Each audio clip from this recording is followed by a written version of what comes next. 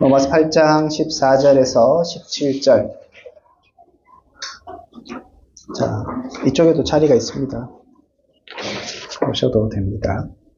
자, 제가 읽겠습니다. 14절입니다. 무릇 하나님의 영으로 인도함을 받는 사람은 곧 하나님의 아들이라. 너희는 다시 무서워하는 종의 영을 받지 아니하고 양자의 영을 받았으므로 우리가 아빠 아버지라 부르짖느니라.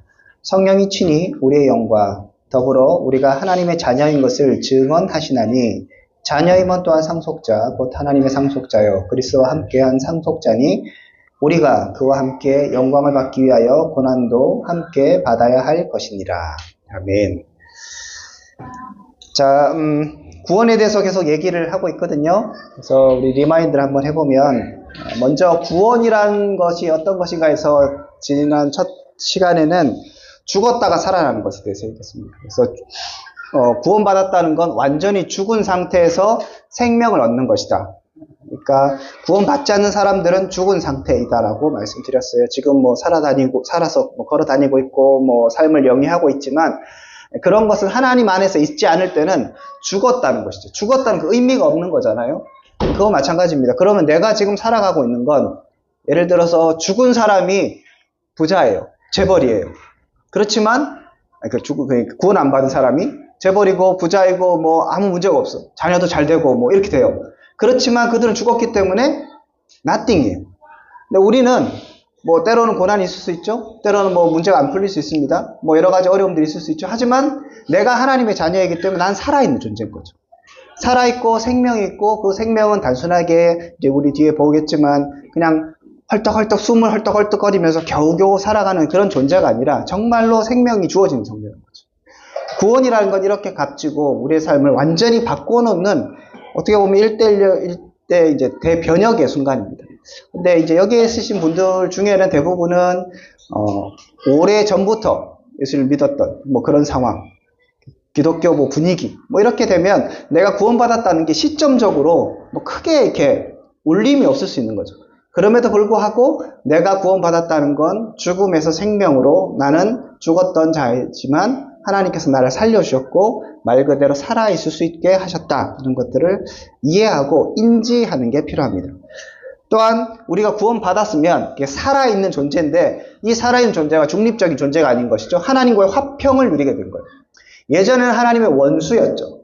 왜냐하면 죄를 지었기 때문에. 죄는 하나님께서 심판하시는 분이십니다. 그렇지만 이제 하나님의 구원을 얻은 자는 하나님과 화평을 누릴 수 있게 되는 거예요. 제가 지난번에 말씀드렸던 것처럼 하나님 안에서 이 세상 안에서 하나님과 불의한 자는 한순간도 평화를 누리며 살아갈 수 없습니다. 제가 말씀드렸죠. 우리 공동체 안에서 누가 싸워도 그저 부부가 누구 싸우고 해서 이렇게 가만히 인상 쓰고 있으면 우리 전체가 다 불안하잖아요. 말을 걸어야 될지 말아야 될지 저 사람한테 뭐 괜찮냐 물어야 될지 또 이쪽 얘기 듣고 맞다 네가 남편이 잘못했네. 제가 저쪽에 또 얘기 들어보면 또 아니고 뭐 그래갖고 왜 내 편을 드니 막 싸움이 더 먼저 가고 우리 안에서 그냥 우리끼리만 불안해도 그 다음에 가정에서 아버지하고만 불화하고 이래도 그냥 삶이 막 피곤해요. 그 가정에 들어가고 싶지 않고. 그런데 이 세상을 통치하신 그분과 화평을 누리지 못하면 그냥 인생이 다 계속 힘든 거예요. 내가 느끼지 못할 뿐이죠. 그런데 이걸 잘 느끼지 못하는데 그런 거 있잖아요. 내가 지금 어떻게 됐나? 뭐 몸이 안 좋은데 알고 보니까 암이야. 뭐 그럴 수 있는 거잖아요. 그거하고 똑같아요. 하나님과 화평을 누리는 건 내 인생에 있어서 이제 그냥 숨만 할딱할딱거리면서 겨우겨우 목숨만 부지하는 것이 아니라 이제 완전히 새로운 삶으로 화평을 누리면서 평안한 삶, 기쁨의 생을 살 수 있는 기회를 얻게 된 겁니다. 그러니까 우리가 구원이라는 건 그런 면에서 하나님과의 관계가 재정립되는 거라고 볼 수 있어요. 자, 오늘 말씀에서는 하나님과 우리가 이제 어떤 관계가 되었는가 조금 더 나가면 구원받은 사람은 어떤 존재가 되는 겁니까? 오늘 말씀을 본다면 하나님의 아들, 자녀가 되는 것이라고 얘기합니다. 14절에 보니까 무릇 하나님의 영으로 인도함을 받은 사람은 곧 하나님의 아들이라 라고 얘기합니다. 그러니까 우리가 어디까지 가는가 하면 단순하게 하나님과 화평을 누리면서 좋은 아저씨, 저게 뭐 좋은 뭐 사장님, 좋네요. 뭐 그 정도가 아닌 거예요. 하나님이 우리의 아버지가 되는 거죠. 여기에서 이제 하나 건너 할 중요한 이제 뭐 장벽이 있는데, 제가 1번에도 적었지만 이제 여러분에게 아버지란 존재가 사실은 이렇게 좋은 존재가 아닐 수 있어요. 이게 이제 문제예요. 그래서 하나님을 아버지라고 했을 때 그 이미지가 별로 좋게 받아들여지지 않을 수 있고, 머리로 알지만 야, 하나님 내 아버지다. 내가 하나님 자녀가 됐네. 이렇게 됐을 때 별로 이게 큰 감격이나 기쁨이 되지 않을 가능성이 충분합니다. 그러니까 인간 세상에서의 아버지와 아들, 그리고 자녀와 부모의 관계가 깨어졌을 때는 이런 부분에 좀 문제가 있거든요. 그렇지만 여러분들 이거에서 이제 결국 내 경험을 믿을 것이냐, 나의 느낌을 믿을 것이냐, 성경이 원래 지정하셨던 부모와 자녀와의 관계, 이게 죄악 전에 그 관계에서의 하나님께서 자신을 아버지라고 계시하시고 우리를 자녀라고 칭해 주시는 그 관계로 나갈 것이냐, 말씀이 정의하는 그 정의를 따를 것이냐, 내가 경험하고 있고 내가 느꼈던 그 아버지와 부모에 대한 정의, 부모에 대한 느낌으로 나갈 것인가, 이거는 우리가 분명하게 선택을 해야 되는 부분이고, 당연히 말씀이 정의하는 대로 가야 합니다. 그러니까 느껴지지 않을 수 있어요. 조금은 자꾸 이렇게 오버랩 되면서 잘못된 정의가 들어올 수 있지만, 그럼에도 불구하고 계속적으로 인지하면서 생각하고 애써야 되는 건 뭐냐면, 하나님 우리 아버지시고 그 아버지라는 그 존재는 내 아빠하고는 좀 다르다는 거죠. 완전히 달라요. totally different. 그래서 완전히 다르기 때문에 그 하나님이 우리의 아버지시라는 생각들에 대해서 계속적으로 되뇌이셔야 돼요. 그러니까 구원은, 제가 계속적으로 이 구원을 뭐 신앙의 기초 세우기라고 얘기하지만 사실 구원이 전부거든요.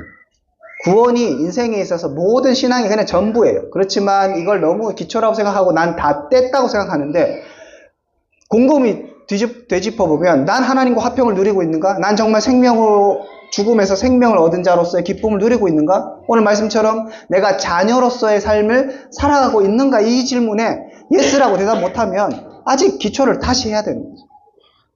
하나님 우리의 아버지가 되십니다. 그리고 우리는 하나님의 자녀가 되었다.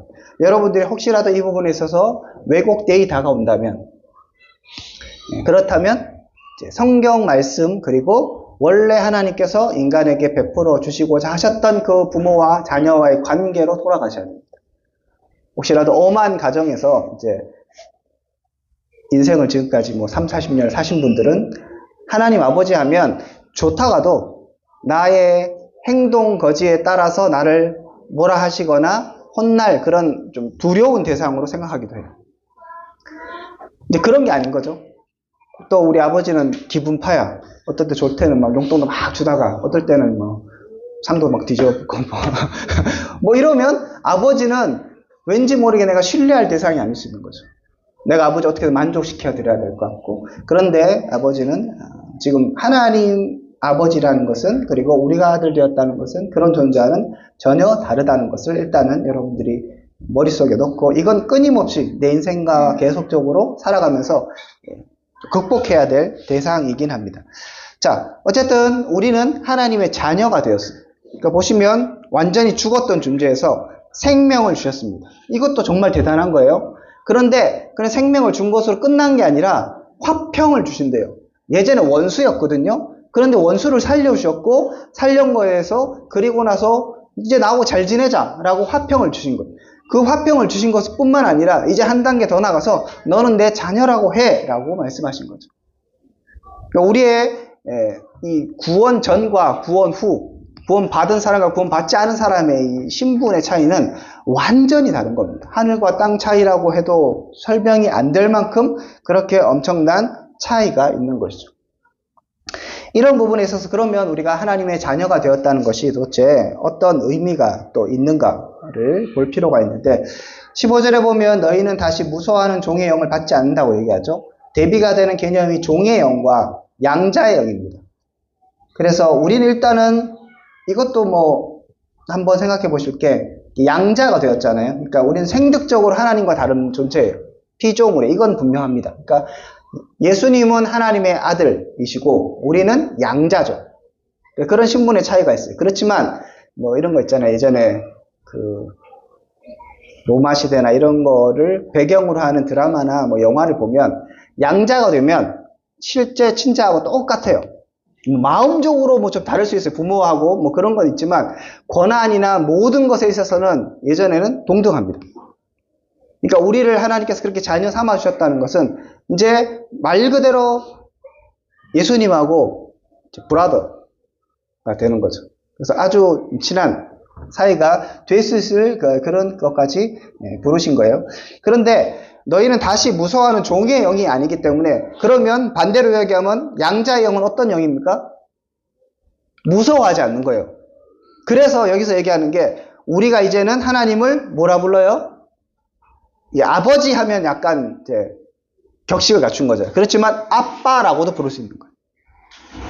그래서 하나님과 이제 정말로 패밀리가 되어서 때로는 내가 어리광 부릴 수 있을 정도의 아버지 하면서도 아빠라고 부를 수 있는 존재가 되는 거죠. 우리 아이들이 요즘 저희 준서도 얼마나 말을 안 듣는지, 우리 집사람하고 뚜껑이 몇 번이나 열립니다. 그래서 열받아요. 그렇지만 쟤는 늘 천진난만하거든요. 혼나면 울고 다시 한 10초만 있다가 돌아서면 짤레짤레 와갖고 아빠 하면서 오는 거예요. 그러니까 저 인간을 진짜 저게 생각이 있는 존재인가 생각을 하지만, 그래서 우리는 인간이기 때문에 우리 아직 덜 풀렸어. 엄마한테 어제도 막 혼나고 해서 엄마가 막 스트레스와 이제 공의를 드러낸 거죠. 그래서 혼났고 있다가 엄마한테 주러 가고 엄마 미안해요 뭐 해서 엄마 왜 뭐 내 사과를 안 받아줘요? 아니 그건 아니지. 뭐 이런 거죠. 엄마 아직 기분이 좋아지지 않았어. 좀 기다려야 돼. 엄마의 시간이 필요해. 우리 다 그렇잖아요. 근데 아이들은 그런 거예요. 엄마가 뭐 알게 뭐야. 그냥 엄마 아들이기 때문에 그냥 가서 안기고 그냥 다시 찾아갈 수 있는 존재인 거죠. 그러니까 우리가 하나님과 그런 존재가 되었냐는 거예요. 하나님을 어렵고 뭔가 이제 내가 하나님을 만족시켜야 드려야 되는 그런 존재로 생각하면 여러분 구원 얻은 자로서 구원을 누리는 자가 아닌 거예요.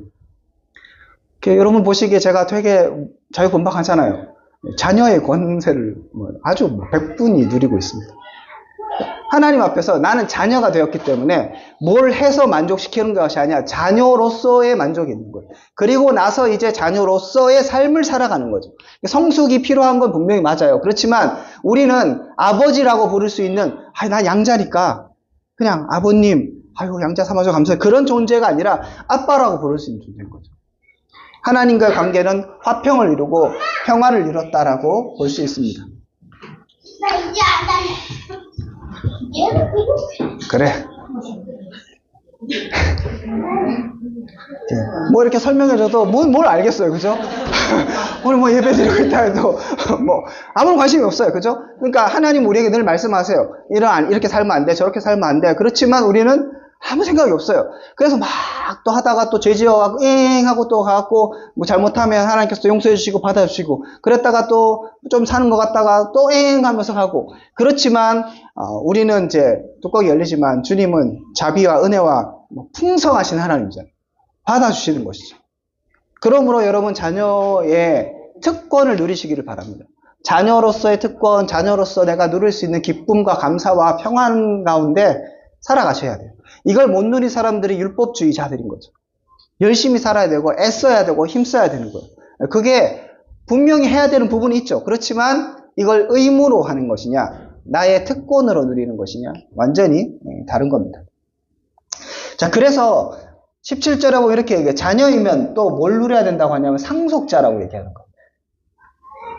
이제 자녀면 더 좋은 것이 있는데, 아버지의 유산과 그 모든 것을 물려받을 수 있는 권한, 법적인 권한이 주어지게 됩니다. 근데 우리 아버지가 누구라고요? 하나님. 끝났죠? 그러니까 그냥 누리면 되는 거예요. 이 하나님이 나의 아버지시고, 그리고 내가 이제 상속자라는 걸 알게 되면 이 세상 모든 만물 누구의 것? 하나님의 것이죠. 그러니까 누구 거예요? 내 거. 네, 내 거. 뭐 여러분 그냥 생각해 보세요. 여러분 뭐 통장에 얼마가 있는지 모르지만 지금 통장에 있어봤자 그 돈은 내 돈이 아니라 은행에 있는 거고. 일전에도 말씀드렸죠. 저도 집 이제 살 때 내 평생에 뭐 억 단위가 왔다 갔다 하는데 나는 만져보지도 못해서 어차피 이건 은행에서 빌리는 거고. 그래서 내가 버튼 몇 개 누르니까 저쪽으로 그냥 공 몇 개가 그냥 간 것뿐이지 나는 10,000원도 본 적이 없어요. 그죠? 그거는 정말 이렇게 저쪽 안개 속에 사라질 뭐 이렇게 막 그런 거잖아요. 반대로 그러면 그 돈 나한테 어차피 없잖아요. 있다고 생각하면 기분 좋잖아요. 근데 하나님은 우리에게 이 세상을 하나님의 유업으로 주신 거잖아요. 그러면 저게 이제 지금 당장에 내 손에 안 만져서 그렇지. 그리고 지금 땅은 뭐 등기로 김씨 땅이고 이씨 땅이고 그럴지 모르겠지만 그럼에도 불구하고 이 세상을 통치하고 이 세상을 다스리는 것은 하나님이고 내가 하나님의 자녀이기 때문에 당당하게 살아갈 수 있는 거죠. 또 자녀이기 때문에 이제는 누구도 우리를 건드릴 수 없습니다. 그러니까 이런 게 있어요. 혹시 뭐 이렇게 나한테 막 귀신이 들어오면 어떡할까?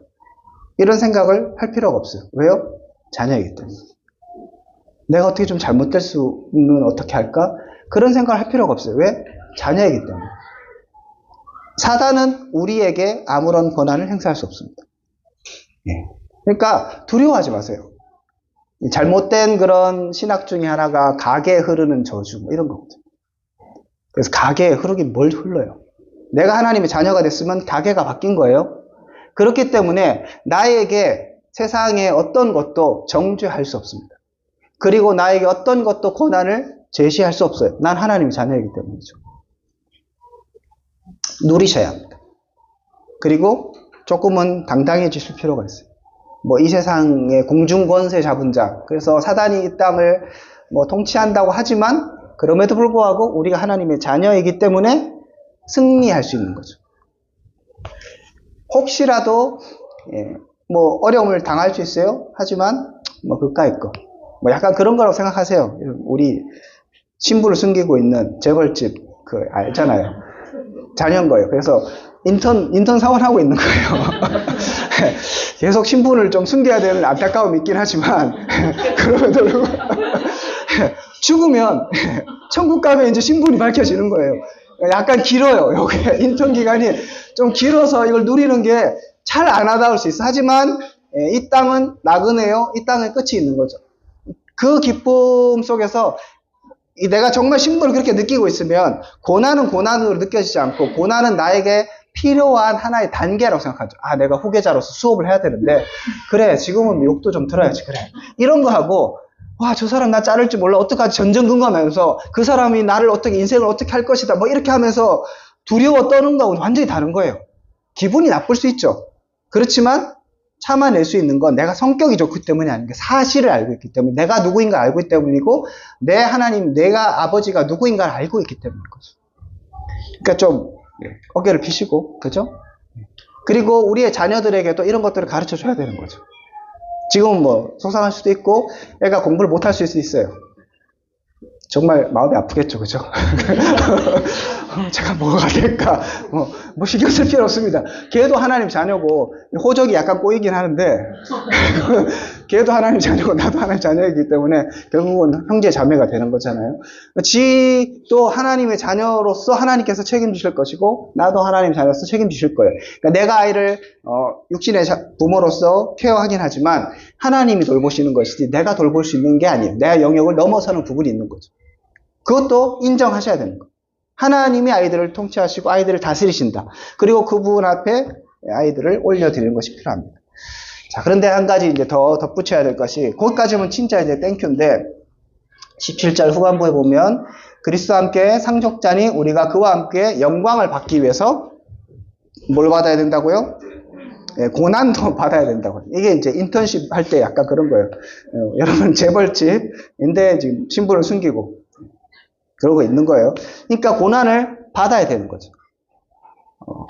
여기서 상속자면 영광을 주신다고 얘기하는데 이 영광이 그리스도의 영광이죠.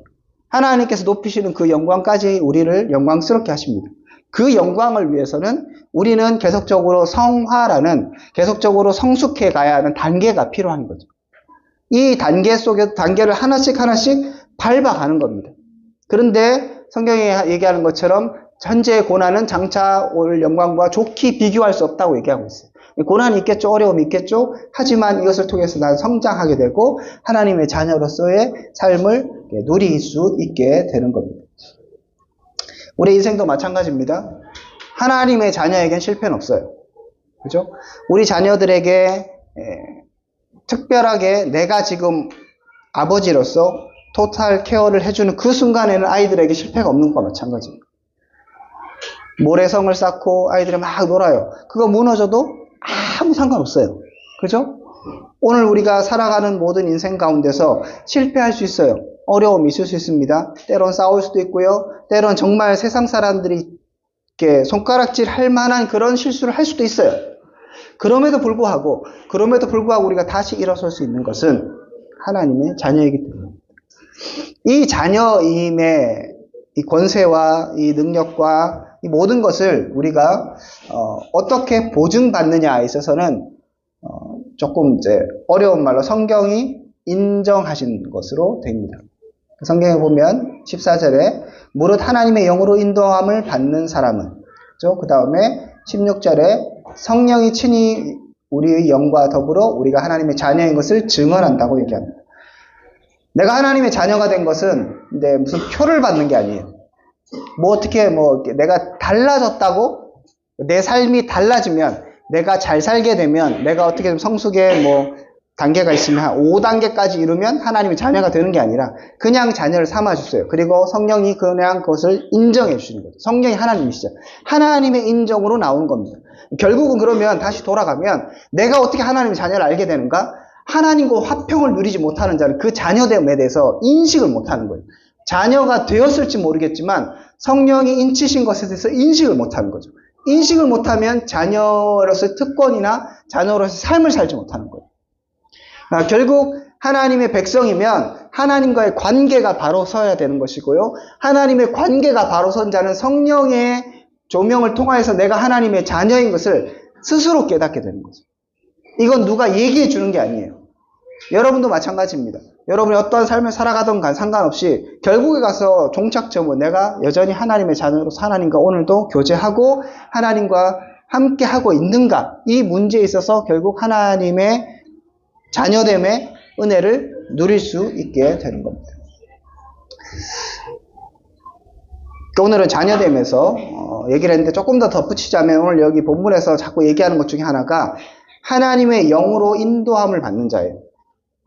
제가 지난번에 총회 선거할 때 얘기했던 것, 투표할 때 얘기했던 것처럼 이제는 성령으로 인도하심을 받기 때문에 우리는 하나님께서 인도하는 그 삶을 따라서 사는 특권도 누리게 돼 있어요.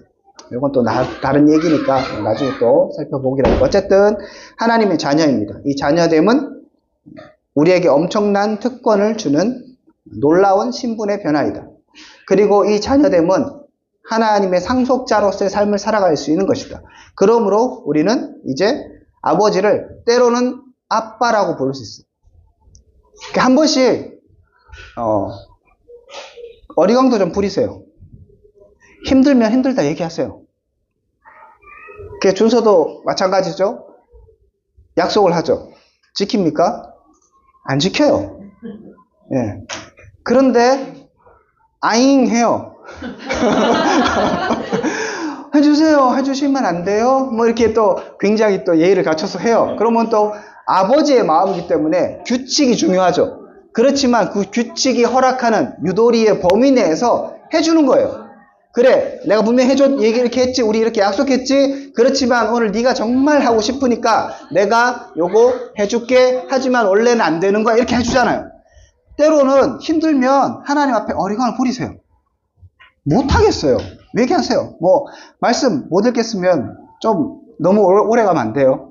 그럼 이제 관계가 끊어지면서 하나님의 자녀됨의 그 축복, 이거를 이제 신뢰가 막 사라지게 되면, 성령이 인쳐주시는 그것들이 사라지면 그걸 누릴 수 없게 되거든요.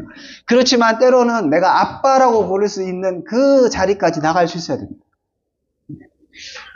저는 많이 했어요. 여러분 좀 에이 몰라 한번 하시고 이런 거 있죠. 인생에 있어서 너무 피곤하게 살 수 없잖아요. 때로는 늦잠도 자는 것 좋잖아요. 때로는 미친 듯이 다이어트 한다고 얘기하지만 미친 듯이 먹고 싶을 때 먹는 게 기쁨이잖아요. 때로는 좀 게으름도 부리고, 뭐 그런 게, 우리에게 새로운 일탈 속에서 오는 기쁨. 자꾸 이런 얘기하기 좀 그렇네요. 그래서, 어리광도 부릴 수 있는 존재이다. 아빠라고 부를 수 있는 존재이다. 그리고 이제 세상에 대해서 두려움을 느낄 필요가 없다. 세상이나 어떠한 존재, 사단도 우리를 더 이상 어떻게 할 수 없고, 뭐, 무슨 얘기하는 사단의 권세니, 뭐, 어쩌고, 뭐, 귀신이 아무 소용없습니다.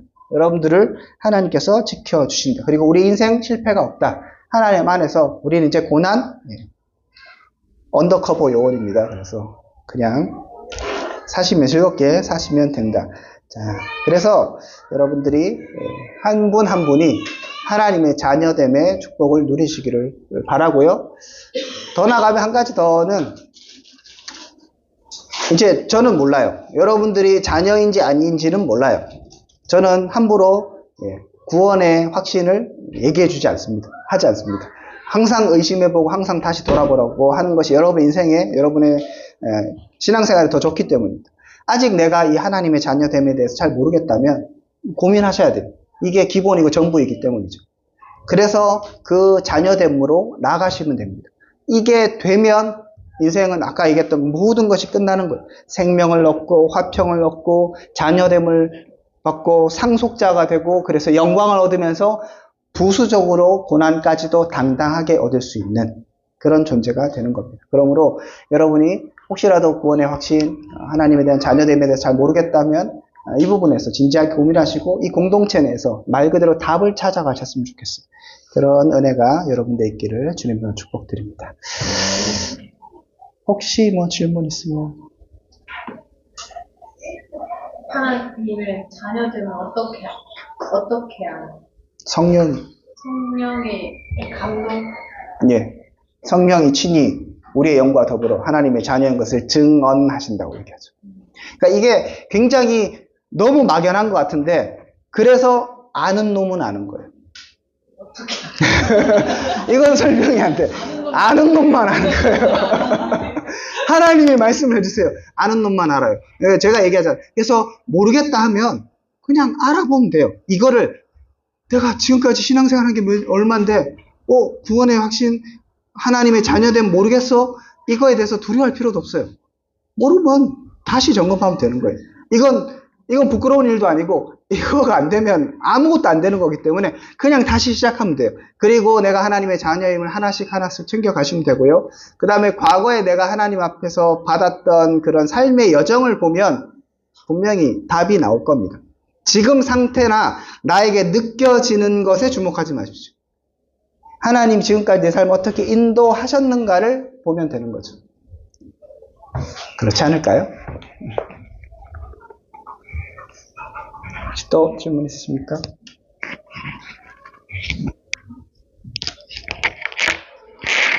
자, 네, 그러면